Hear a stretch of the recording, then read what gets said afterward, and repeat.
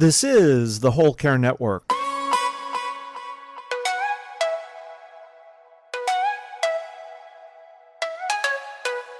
Helping you tell your story one podcast at a time.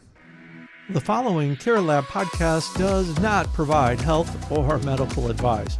All content is provided for information purposes only. Listeners are encouraged to speak with their healthcare provider for specific healthcare advice and are wholly responsible for the outcome of implementing any tips or information presented.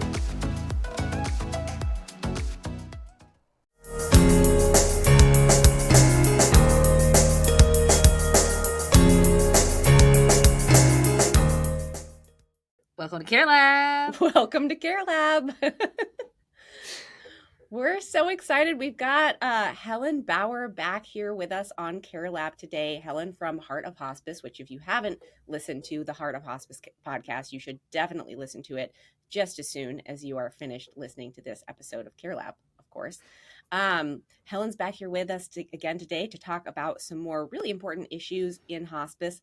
But first, we've got to have a fun little icebreaker question. So, and I've got it today. Are you two ready? Uh-oh. I'm ready to go second. Yes. Oh, man. Was that the bus driving over me? Okay. Exactly. Yes. Just giving you a small bit of warning. Thank you. Thank you. Okay. I'm ready. This one it's not too bad. Listen. So, this is a total softball. Where in the world do you absolutely have to go, like before you die? Where's one place that's on your bucket list? You've got to make it there that you've never been before. The Camino de Santiago. I can't even say it right. That's a good one. Yeah. The Camino, it's like a spiritual pilgrimage.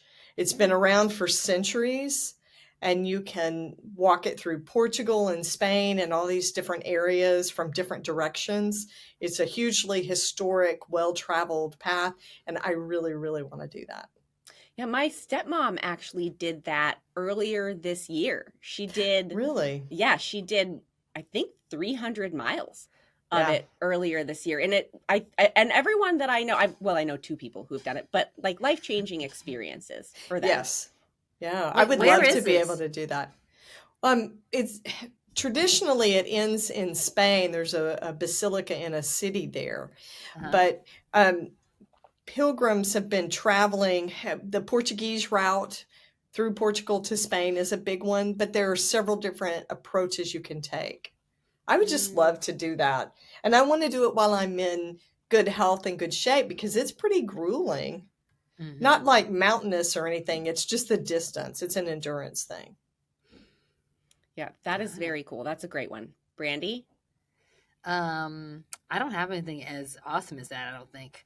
Mine is, I have a whole bunch of places on my list that I need to go. And, I don't like to choose favorites. However, the place that was on my list the earliest in my life that I have yet to go to is Australia.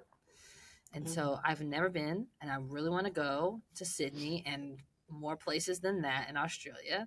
And yeah, that's my place. Yeah, Australia is really high on my list too. And my husband's been there, but I've never been there. And I just feel like anytime you can get to another continent is pretty cool, right? Mm-hmm. Yes. I would have to say though, I absolutely am like drawn to this idea of going to Egypt someday. Mm-hmm. I just really want to see that part of the world. Of course, I want to see the pyramids. And there's just something that I want to go to lots of places in Africa, actually. But Egypt just draws my imagination. And I really, really want to go there someday. Very cool. Mm-hmm. That's a good one. All right, guys. Should we bucket list before we die? Hospice. Yes. That's our transition. Oh, very good. Thoughtful. So we've had a conversation before. And Helen, we really appreciate being on the podcast before and having us on your podcast. And I think the thing that Amelia and I were thinking about when we, as a topic that we thought was really important, also because it happened in my own life, was how can we have the conversation with others about considering hospice. And this comes from like a couple of different ways.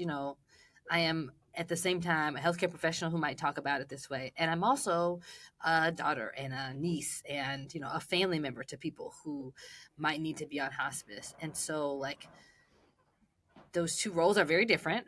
And even though I hold both of them, most people don't hold both of them, but they still have this like tinge of how do I bring this up because I love this person or because I really care about them getting the services that they need, right? In our last episode, we talked all about how beneficial it can be.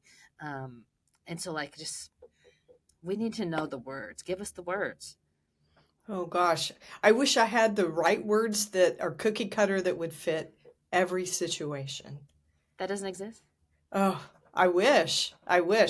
But for healthcare providers that actually are family members that need to have those conversations, I think actually that puts us in sort of a good position. But the best piece of advice I could offer to anybody, whether you're a healthcare worker or a family member that needs to talk to your person, is have those conversations early. Bring it up way in advance because it's super emotionally charged when you're in the middle of a crisis. Mm-hmm. So really, discussion of hospice should be part of your advanced care plan conversation, right? That should be in there somewhere. But an ambulance is a really bad place to have an advanced care plan conversation. Do you think that having that conversation early on, and maybe even like really it's a conversation we should have with people just talking about what our end of life care preferences are when we're not sick, when we're not ill, when we're not expecting it, right?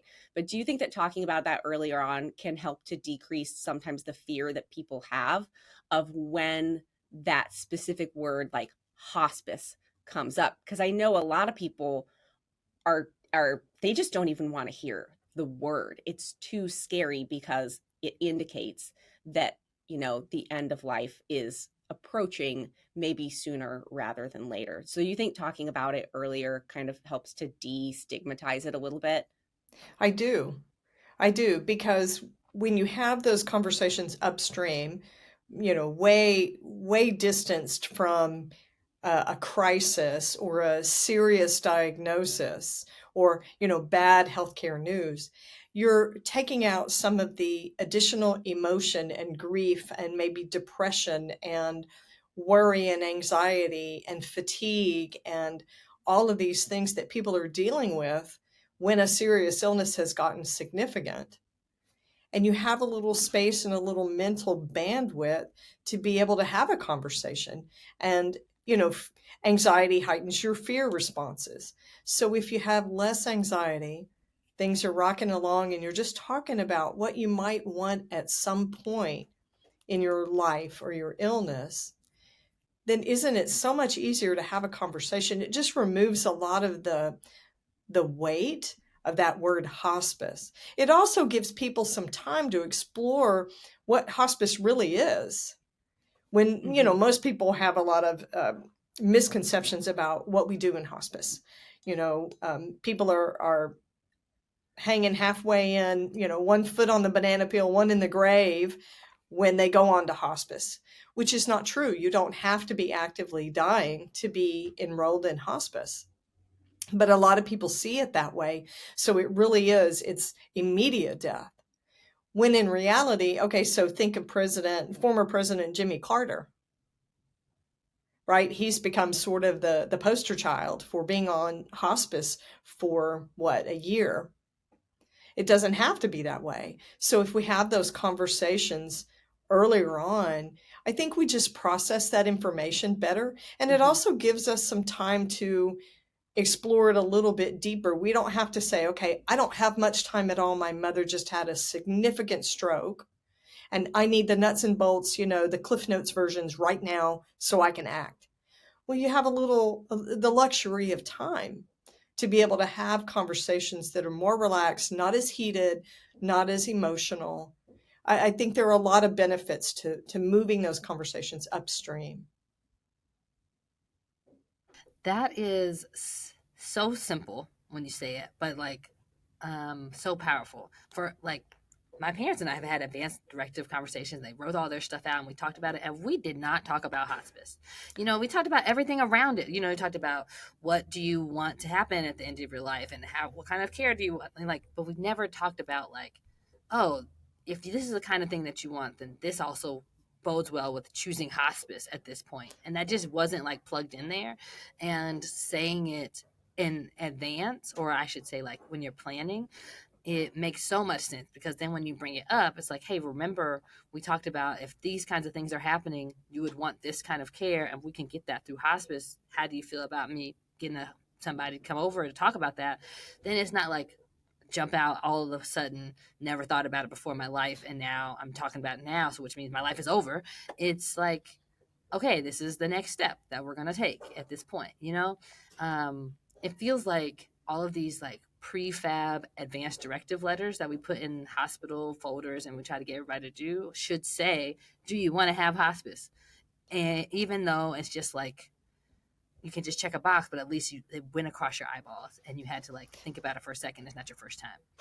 Right. It comes to your awareness. I think that's really an important thing, just to start bringing up the concept of hospice. But healthcare providers are just as bad. We don't make time for those conversations. We say we don't have time for those conversations. We don't want to document them. I think a lot of times healthcare people don't want to have those conversations, because when you start talking about end of life, all that psychosocial, emotional, family discord, disagreements, bad relationships, all that stuff comes up, and then we have to deal with it, which takes a lot of skill, a lot of finesse, and more time. And I think sometimes we just don't want to have those conversations because it's a pain to do it. It's more work. It's more work than we have time to do. Hey there, it's Amelia. Listen, I am so thrilled to have a great resource like Ask Sammy as part of the Care Lab team, and here's why. It's a game changer for aging in place because it makes it so simple. All you do is ask. Just type in your question or even tell Sammy what the problem is and get tailored solutions. Everything from innovative adaptive equipment to comprehensive resources. It's a great way to become more empowered, to live more independently, and to live with greater confidence. And my favorite thing about how Ask Sammy works is it's deeply rooted in dignity and practicality. So whether you're a fellow therapist, a care partner, or someone who's seeking solutions for themselves, visit www.asksammy.com. We're going to link it in the show notes so you can find it there. Start making home more accessible today. Now, back to the show. Yeah, I definitely feel like I've seen that in my own practice as an occupational therapist, getting an order to see someone or walking into a room for a patient, and it's interesting. The role of a therapist is not to tell someone when their end of life is near. We don't diagnose, that's outside of the scope of the services that we provide, or, certainly ethically should provide. So it's not my place to say, let's start getting ready for end of life. This is what's going to happen. But of course, as their provider, I usually know what the likely outcome of a situation is going to be. And it can make it really hard to provide the correct services that a family needs at that time if they haven't already had a conversation with the physician about what reasonable expectations of an outcome might be. Because there's sometimes when I can really have a great impact on doing things like comfort training for positioning, caregiver training, there's a lot of things that we can have a positive impact then. But then if the family is not on that page, right? If they're still thinking, well, let's get up and go walk 300 feet down the hall, it's an awkward position to be in, and definitely makes it harder to provide the services that someone really needs too. So yeah, I think your point is well taken, that sometimes as providers, we which isn't, I'm not trying to put this all off on doctors, by the way. I think every provider at every level, like there are times when maybe someone is on hospice and the therapist should be going in there and talking about, comfort procedures, and instead maybe they're thinking about, well, let's get someone more independent. So this is not at all to say like this is all on physicians or there's one party that's guilty here. But I'm just saying, like, when everyone can be on the same page, it really does help to create a better outcome of quality of life, which to me is what hospice is really about. It's not about death. It is about the quality of life of the person wherever they are on that particular journey. It's true. It's all about quality versus quantity. But I do think it puts our therapists, STOTPT, I think it puts them at a disadvantage when the family has completely different expectations about what the treatment should be and what the goals are, because the rest of the healthcare team never had those conversations with the family or the patient before the therapy referral was made. So I think sometimes different disciplines get kind of stuck in those conversations. And I agree with you. It's not all on the doctor.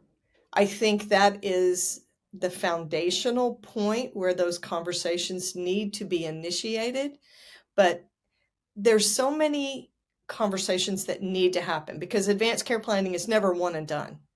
You never want to mention hospice and then just leave it there. That's not enough for anybody. It's too much for any one discipline to do. A doctor can't do all of that. A nurse can't do all of that.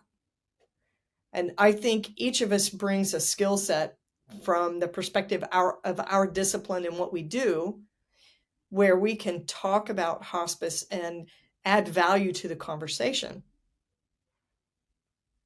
Yeah, I agree with that a lot, because while it's not my place to like diagnose what you're going to do or how long your life is going to be, if you have a progressive disease that we know what the end outcome ends up being, that's not me. You've already been diagnosed with that. And so I'm just helping us figure out how we're going to deal with it from here to there. And so one of the ways I've backed into the conversation has been through equipment and thinking about, like, okay, we have this progressive disease diagnosis. You need these things at home in order to be as safe and as independent as possible for as long as possible, and to make caregiving as easy as possible. That's my job as an occupational therapist. And so, yes, we should figure out how to make that work for you now, but we also should think about how do we make that happen in the future, because we know this is going to change, right? This is the words I'm kind of using. And it's really beneficial that hospice covers like basically everything that you need in order to be as comfortable as possible at home. And so I've brought it up in that context, and I find it slightly easier to talk about it as a healthcare professional than as a family member, and just be like, practically, instead of you trying to buy a hospital bed or get an adjustable bed, or get all this additional care, we might want to just at least talk to hospice and see if it's the right timing for that, because they might be able to provide, they can provide those things for you too as part of the plan. And so we've gotten to that point from that, incremental, like, thinking through, okay, we know this, we're trying to do this, but we also know in the future that maybe we should also have this conversation too. I really like that. That's a really neutral approach that doesn't seem overwhelming or, hitting somebody in the face with it.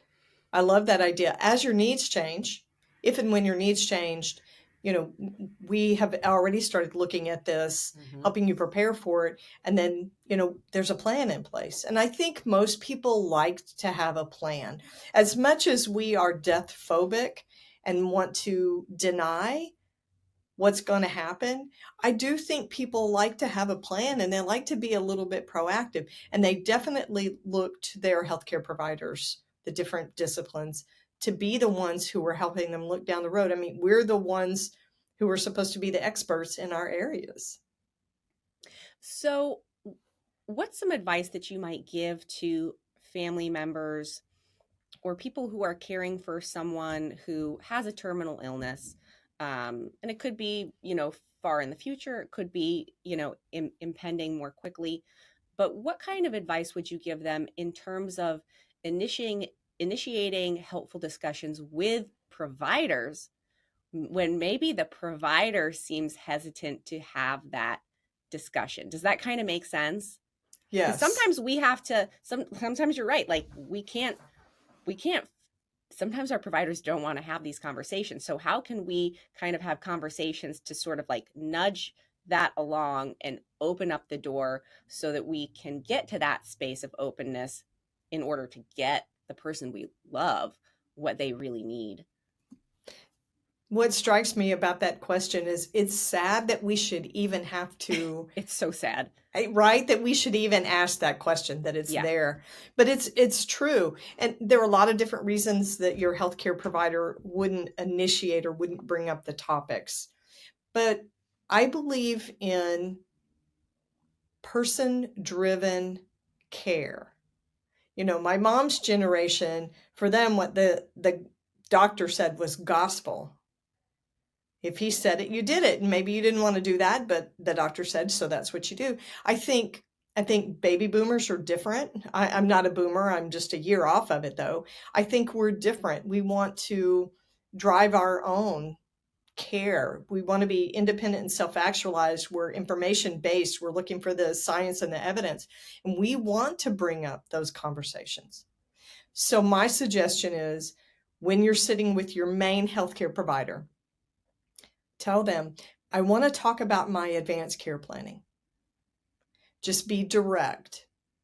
I want to make time to do that. If we can't do it at this visit, because I'm bringing it up, I want to schedule a visit with you to do this.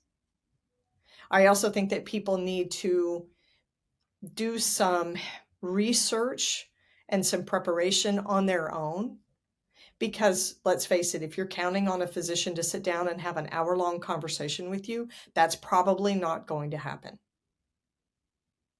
That our healthcare system is not set up to care for human beings in that way, to be able to invest time. It's a shame and it's broken, but I think what we need to do is to learn how to be advocates for ourselves inside this broken system. Because if you wait for the physician to have an hour-long appointment, you know, for the system to be fixed and scheduling to be different, that's not going to happen before we die. I mean, change like that is huge and it just takes a really long time.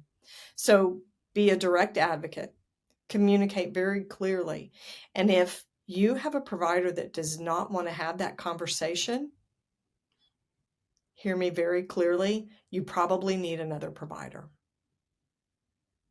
Any physician worth their value is going to be willing to have those conversations. Even an oncologist.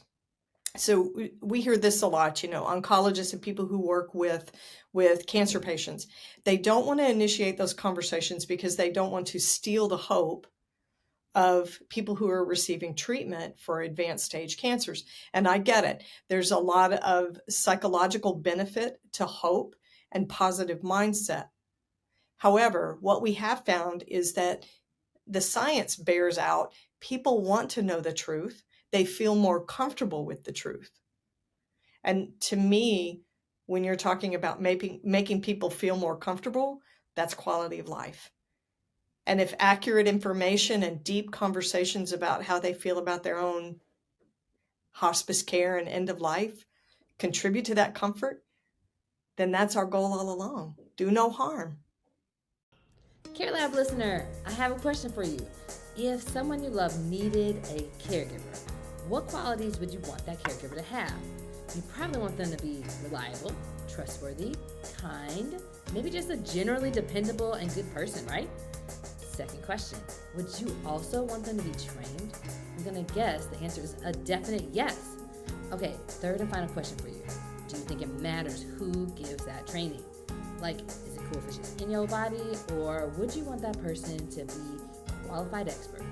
Assuming you do, in fact, love this person who needs a caregiver, you probably want the expert, right?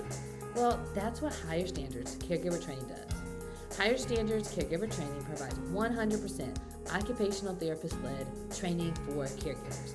Caregivers get taught everything from gold standard foundational skills for transfers and daily living tasks, all the way up to how to deal with specific diseases and injuries. And most importantly, they are taught all of these things in a way that is practical and enhances the participation of the person who needs the care. And it actually protects the safety of everybody involved. Why? Because everyone deserves a higher standard. For a course for individuals or learning about training for care for organizations, find that information at higherstandardscaregivertraining.com. Yeah, I think that's a really good point too. I also think that if, like, kind of to add on to that, if people really know and understand what their prognosis truly is, they might make different decisions about the care that they're receiving to prioritize other things in their life. And we all deserve to have that choice. Like, that's a right that we all have, is to make our own healthcare decisions. And the only way you can make a clear-headed healthcare decision that is right for you is if you 100% understand what the possible outcomes are going to be, right? That's just what it comes down to. So I would add to that. So we don't want to sound like we're truth shaming, because it's not for everybody. I have a friend whose wife had advanced cancer, and she chose not to receive any of the information. She wanted him to make the decisions. She didn't want to know test results. She wanted to be told by the physician what the treatment options she wanted her husband to be told what the treatment options were and let him choose, because she didn't want to carry that with her. And so here's the kicker. She was a palliative care physician. She was a doctor. Wow. And an American. And, in the United States, we're really big on patients' right to their own information and making their own decisions. But she literally fired a physician who tried to tell her all these test results during an appointment. And she said, I gave you specific instructions that I was not to be informed about this piece. Wow. And she stopped seeing the doctor and got somebody else who would comply. So there are people that choose, and there are a lot of different reasons people choose not to have those conversations. It's, it's cultural. There are religious and faith beliefs that people subscribe to that make those choices different. So I do always want to say, when we talk about patients' rights to choose how the information is given, I never want to shame anybody for not wanting. If you have a reason that makes you comfortable and you can move through your treatment, through your end-of-life care without having all of that information, more power to you. That's entirely up to the person. I think that feeds right into the same thing. It's still a choice, right? Yeah. And so the choice might be to not have any information. The choice might be to get all the information. The choice might be, I don't want treatment for that. And I want to spend my time doing other things and not be in the hospital or at rehab this whole time, And so I think the most important thing is if you don't have at least some information, then you can't make a choice. So what I mean by that is she didn't decide that just willy-nilly out of the blue. She got a diagnosis and then decided, okay, I don't want to have the test and information because I want to be whatever she wanted to do. But it still had to be a conversation. She had to talk to her husband about it. She had to think about it. And I think that's it feels like what you're telling us is there are no cookie cutter answers to how to bring up this conversation, but that the best way is really to do it sooner rather than later, and not in the heat of the moment, which is great advice in general, right? So I don't know why we didn't think about it applying to hospice, but it's something to think about at the beginning, and not when you might have to need it. So I have this other question though. So that brings it up is, how about palliative care? So we're talking about the word hospice, and there's this other thing called palliative care, and I think it's a slight bit confusing. And I know it has a lot of things tied to it, but I really like it if you could untangle that for us. And is it better for us to say, hey, let's talk to palliative care, even though I'm thinking that we should talk to hospice, but I'm not saying the hospice word, and maybe it goes over better? Or should we just be grown-ups and like say the word we're supposed to say? Like, tell us how you feel about that. I like the way you say that. Be grown-ups and just say the word we need to say. I'm a very direct communicator, and I want the grown-up words. That's easier for me to process information and make decisions from. It's not always appropriate for everybody. So when it comes to hospice and palliative care, they are two different specialties. And there's so much confusion, not just out in the public, but in healthcare. Healthcare providers themselves don't always get what hospice and palliative care are and how they're different. So the simplest way I can define that difference is all of hospice care contains palliative care, but not all palliative care is hospice. So palliative care can be provided in conjunction with aggressive treatment, chemotherapy, radiation, etc., all of those things. With hospice, it's about comfort measures and symptom management, not so much about the aggressive, looking for curative treatments. So but it is super confusing. And I think people approach a physician and say, I'd like to have a palliative care consult. I would like to talk to palliative care. And the answer they get is, well, we really don't think we're at that point. And you have to have the gumption to say, I'm not talking about end-of-life care with hospice. I'm talking about palliative care. But yeah, there's a lot of confusion. Palliative care is the new kid on the block when it comes to medical specialties in the United States. And I think a lot of healthcare providers don't even know exactly how to tease that one specialty out and figure out what it does. So if it's not about end-of-life care or getting close to end-of-life care, then why would somebody say, I need a palliative care consult? What is it that you're getting just from palliative care, knowing that you're getting palliative care with hospice? But what do you... Right. So palliative care on its own as a specialty provides an additional layer of care, which also includes a team that's very similar to a hospice team, an interdisciplinary team, social worker, chaplain, the nurse, things like that.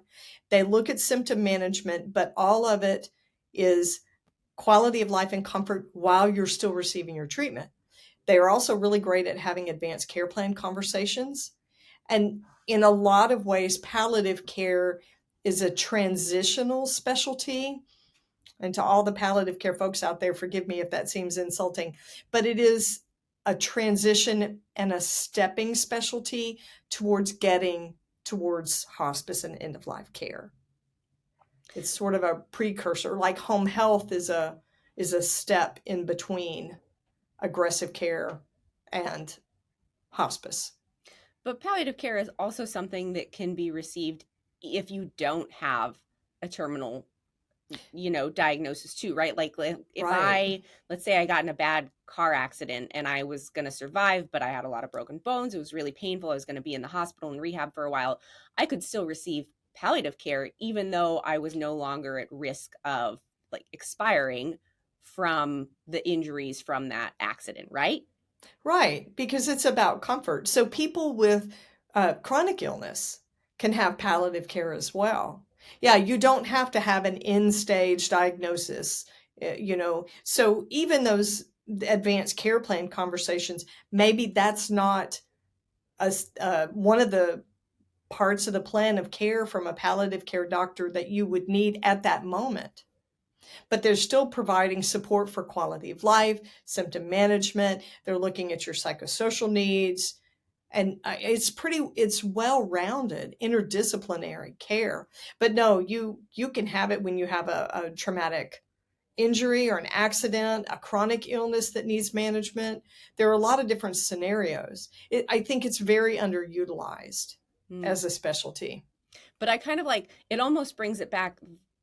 What you were saying before, this kind of brings it back full circle to where palliative care can be a way that this idea of hospice gets introduced earlier in a conversation for someone. So that kind of brings the conversation almost to a full circle. They're saying well, we started by saying we should have these conversations early. This is one way that maybe those conversations can be had actually earlier, with everyone kind of being involved and getting on the same page, so it's not so scary when that time does actually come. Absolutely. And that is one of the interventions that a palliative care team provides. When the conversation about hospice needs to happen, they're very knowledgeable about hospice care.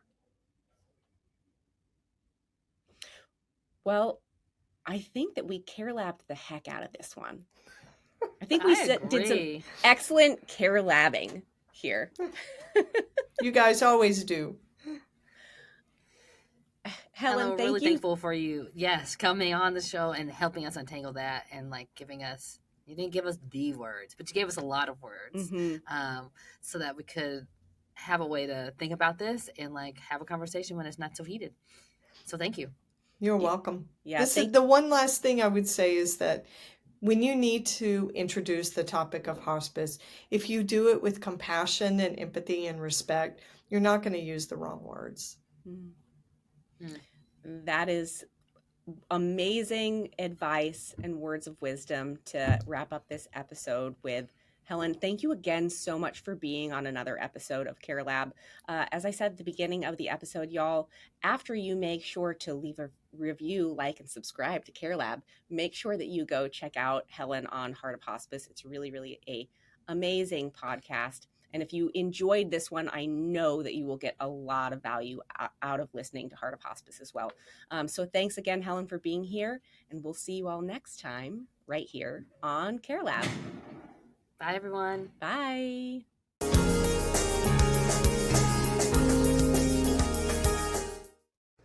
This is the Whole Care Network.